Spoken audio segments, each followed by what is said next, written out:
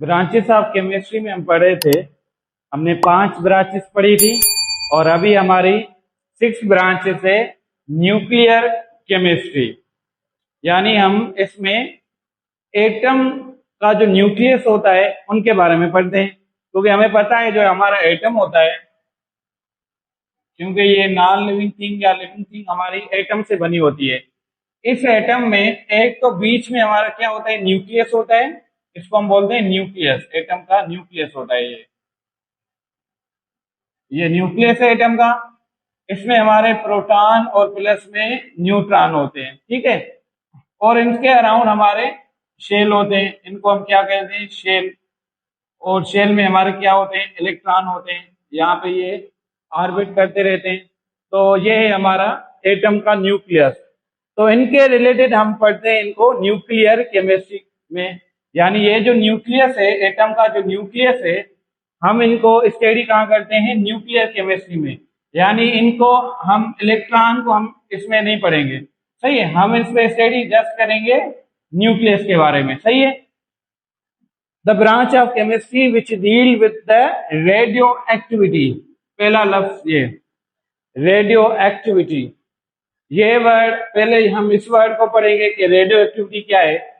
Radio activity क्या होती है, हमारा एटम स्टेबल भी होता है और अनस्टेबल भी होता है। ये दोनों आपने पढ़ा होगा कि एटम स्टेबल भी होता है, अनस्टेबल भी होता है। एटम अगर स्टेबल होगा तो उसमें से कोई भी रेडिएशन खास नहीं होती, सही है। तो अनस्टेबल जब अनस्टेबल होता है तो उसमें से रेडिएशन खास होती है। जैसे हमें पता है कि न्यूक्लियस में हमारे प्रोटॉन होते हैं और न्यूट्रॉन होते हैं। जब प्रोटॉन की तादाद न्यूक्लियस में ज्यादा हो जाती है तो वो टूटने लगता है, यानी वो अनस्टेबल होता है। अनस्टेबल की वजह से उसमें से रेडिएशन निकलती है, सही है। उसमें से क्या निकलती है, हमारी रेडिएशन निकलती है। जब भी एटम स्टेबल होगा तो रेडिएशन नहीं निकलेगी। जब हमारा न्यूक्लियस एटम का अनस्टेबल होगा तो उसमें से क्या निकलती है, हमारी रेडिएशन निकलती है। इसको ही हम स्टडी कहाँ करते हैं, रेडियो एक्टिविटी में। यानी अनस्टेबल रेडिएशन जब इमिशन होती है कहाँ से, न्यूक्लियस से, तो हम उसको स्टडी करते हैं रेडियो एक्टिविटी। ये रेडियो एक्टिविटी रिलेटेड कहाँ से है, न्यूक्लियर केमिस्ट्री। अभी यहाँ आपने पढ़ा होगा कि ये रेडिएशन कौन सी होती है, एक होती है हमारी अल्फा बीटा और कौन सी होती है, गामा रेस। यही रेडिएशन कब निकलती है, जब हमारा न्यूक्लियस टूटता है, यानी उसमें नंबर ऑफ प्रोटॉन या न्यूट्रॉन की तादाद बढ़ता है, तभी हमारी जो एटम होता है वो अनस्टेबल होता है। अनस्टेबल की वजह से उसमें से रेडिएशन निकलती है। तो इस रेडियो एक्टिविटी को भी हम कहाँ पढ़ते हैं, न्यूक्लियर केमिस्ट्री में पढ़ते हैं, सही है। उसके बाद न्यूक्लियर प्रोसेस, यानी न्यूक्लियस के अंदर हमारे 2 प्रोसेस होते रहते हैं। यहाँ पे लिख लेता हूं न्यूक्लियर प्रोसेस। तो न्यूक्लियर प्रोसेस क्या होता है हमारा, ये हमारे 2 एग्जाम की होती है, एक फिशन और एक होती है हमारा फ्यूजन। देखिए ब्रांच में हम डिटेल में नहीं पढ़ते हैं, आपको ब्रांच इसलिए पढ़ाई जाती है कि आप उनको रिलेटेड वो समझे जिसमें आपको उन चीजों के बारे में पढ़ाया जाएगा। आगे अगर आपने न्यूक्लियर केमिस्ट्री पढ़ी तो आप फिजिक्स में भी पढ़ेंगे इनको, न्यूक्लियर फिजिक्स के नाम से। तो इस ब्रांच को आप आगे तफसील से पढ़ेंगे। ब्रांचेस इसलिए होती है कि आपको समझाया जाए कि इनमें आप पढ़ेंगे क्या। तो न्यूक्लियर प्रोसेस एक प्रोसेस, ये इसमें 2 प्रोसेस होते हैं, एक फिशन और फ्यूजन। अभी फिशन क्या होता है, इसमें कोई भी एटम का जो न्यूक्लियस होता है वो ब्रेक होता है। यानी इसमें न्यूक्लियस हमारा क्या होता है, ब्रेक होता है। जैसे हम अगर यूरेनियम को उठाएं, uranium is a radio active element. क्यों रेडियो एक्टिव एलिमेंट है, क्योंकि इनमें से रेडिएशन निकलती रहती है। यानी इसको बोलते हैं, इसका एटॉमिक मास होता है 235।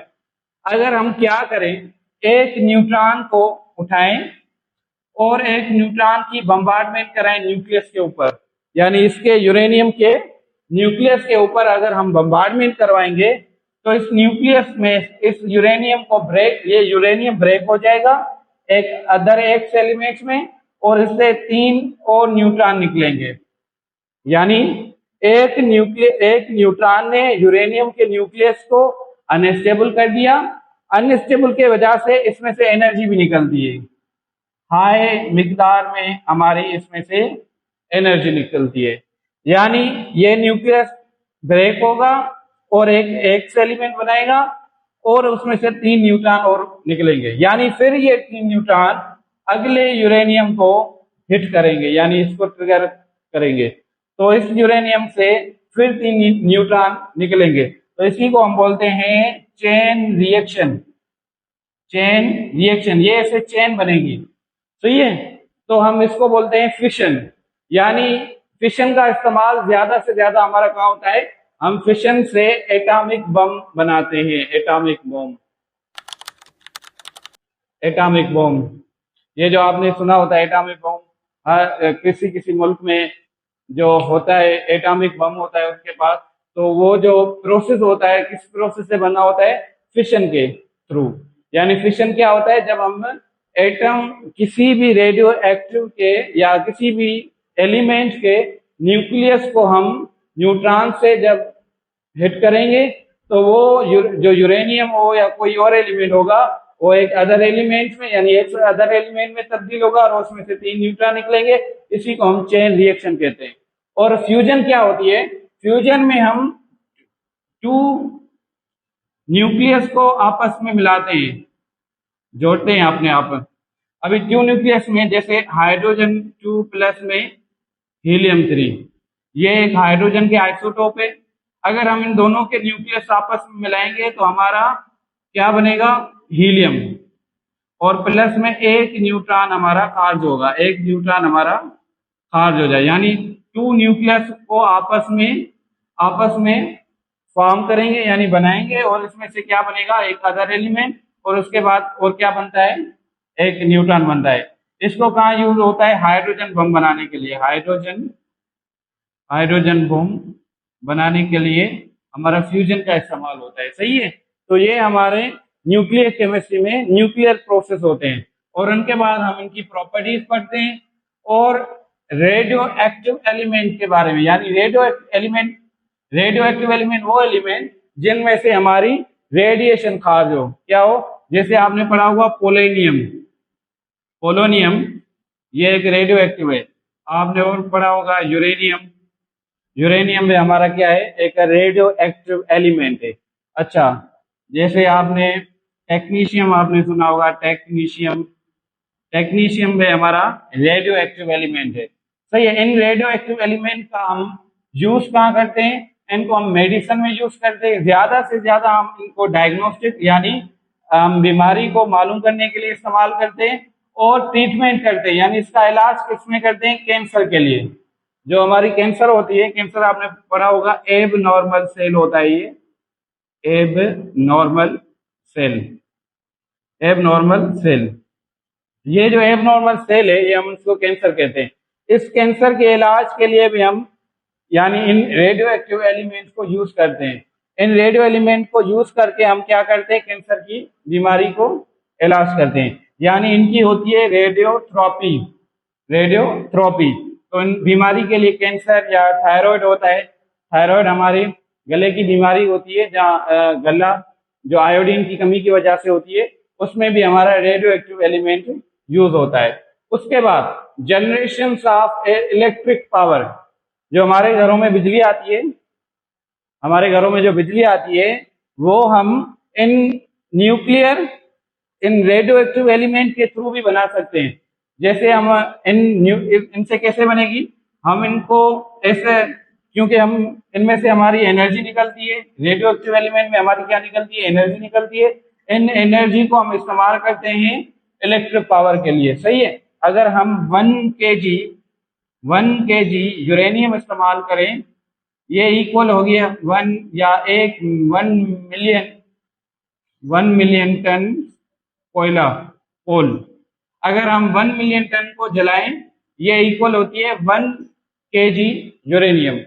यानी 1 kg यूरेनियम से इतनी बिजली बनती है जितनी 1 मिलियन टन कोयले से बनती है। यानी कहाँ 1 किलो, कहाँ मिलियन टन। तो इतना बड़ा इस्तेमाल होता है हमारा न्यूक्लियर केमिस्ट्री का। सही है। तो हम न्यूक्लियर केमिस्ट्री को रिवीजन कर देते हैं। तो न्यूक्लियर केमिस्ट्री हम रेडियो एक्टिविटी के बारे में पढ़ते हैं, जिसमें हम न्यूक्लियस के अनस्टेबल होने के लिए, यानी उनमें से जब रेडिएशन निकलती है अल्फा बीटा गामा, उनके स्टडी हम कहाँ करते हैं, न्यूक्लियर केमिस्ट्री के। न्यूक्लियर प्रोसेस होता रहता है, उसमें फिशन और फ्यूजन होती रहती है। उसके बाद प्रॉपर्टी और रेडियो एक्टिव एलिमेंट के बारे में पढ़ते हैं, और इनका इस्तेमाल मेडिसिन या हम ट्रीटमेंट किसी भी बीमारी के लिए इलाज करने के लिए इस्तेमाल करते हैं। और इसका इस्तेमाल होता है generation of electric power. That's all. हमारी 7th ब्रांच है केमिस्ट्री की, एनवायरमेंटल ब्रांच। एनवायरमेंट क्या होता है, हमारे जो भी अराउंड हवा है, पानी है या कुछ भी है, ये हमारा माहौल है। सही है। इन माहौल की हम स्टडी कहाँ करते हैं, एनवायरमेंटल केमिस्ट्री में। सही है। एनवायरमेंटल केमिस्ट्री में हम क्या पढ़ते हैं, जैसे हम पढ़ते हैं यहाँ पे एटमॉस्फेयर को हम हवा भी कह सकते हैं। हवा में हमारी मुख्तलिफ गैसेज होती हैं। जैसे ऑक्सीजन, नाइट्रोजन, कार्बन डाइऑक्साइड। ये हम एटमॉस्फेयर को भी कहाँ स्टडी करते हैं, हम एनवायरमेंटल केमिस्ट्री में पढ़ते हैं। सही है। क्योंकि हमारा इनसे इंटरेक्शन है, क्योंकि हम ऑक्सीजन लेते हैं, कार्बन डाइऑक्साइड निकालते हैं, ये गैसेज हमारे माहौल में एक्सचेंज होती रहती है। तो हम इनको स्टडी कहाँ करते हैं, एटमॉस्फेयर में। सही है। एटमॉस्फेयर के बाद आपने सुना होगा इनकी लेयर्स भी होती है एटमॉस्फेयर में, है ना। इनकी 5 लेयर होती है, 5 लेयर्स होती है इनकी। क्या होती है, 5 लेयर्स होती है, 5 लेयर्स। यानी इनको भी हम स्टडी कहाँ करते हैं, एटमॉस्फेयर में। यानी इनका हमारे पास इफेक्ट भी होता है। इफेक्ट यानी असरअंदाज होता है, ये हमारे माहौल को असरअंदाज भी करती रहती है। सही है। तो ऑक्सीजन, नाइट्रोजन, कार्बन डाइऑक्साइड हम इन स्टडी करते हैं इनको एटमॉस्फेयर में, और एटमॉस्फेयर एक रिलेटेड कहाँ से, एनवायरमेंटल केमिस्ट्री में। उसके बाद आपने ओजोन लेयर सुना होगा, ओजोन लेयर। ये ओजोन कहाँ होती है, हमारी ये जो अर्थ है, इन अर्थ के अराउंड हमारी क्या होती है, ओजोन होती है। ओजोन एक लेयर होती है।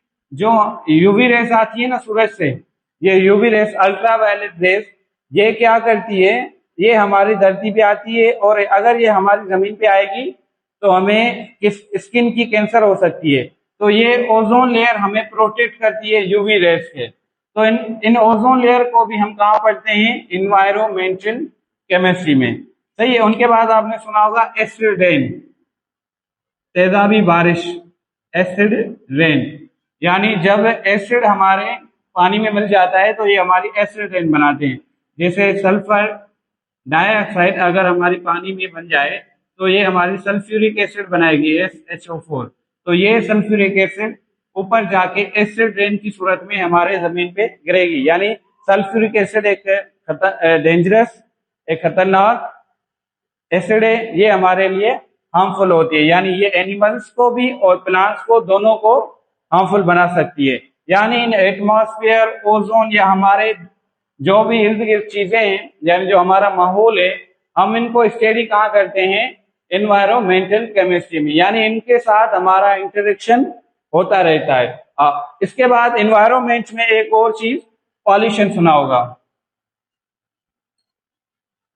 पॉल्यूशन, ये पॉल्यूशन भी हम एनवायरमेंटल में पढ़ते हैं, इसको बोलते हैं आलूदगी, पॉल्यूशन। जैसे ये पॉल्यूशन हमारी एयर में भी हो सकती है, यानी गंदगी एयर में भी हो सकती है। उसके बाद ये हमारी सॉइल मिट्टी में हो सकती है पॉल्यूशन, या लैंड इसको बोल सकते हैं, अर्थ। और उसके बाद हमारी क्या होती है, तीसरी, वाटर। इस वाटर में भी हमारी क्या होती है, पॉल्यूशन होती रहती है। ये पॉल्यूशन कौन करवाता है, इसमें से होता है पोल्यूटेंट्स। ये पोल्यूटेंट्स क्या कराते हैं, हमारी पॉल्यूशन करवाते हैं। ये पोल्यूशन भी हम कहाँ पढ़ते हैं? एनवायरमेंटल केमिस्ट्री में, सही है। तो it is a branch of chemistry which deal with the study of interactions of chemical material and effect on the environment and animal. यानी एनवायरमेंटल केमिस्ट्री में हम उन चीजों के बारे में पढ़ते हैं जो हमारे जानवर और पौधों से इंटरेक्ट हो, यानी उनका आपस में ताल्लुक हो, और उनका इफेक्ट यानी असरअंदाज कैसे होता है हमारे माहौल के जानवरों और पौधों से। तो हम इनकी स्टडी कहाँ करते हैं? एनवायरमेंटल केमिस्ट्री में।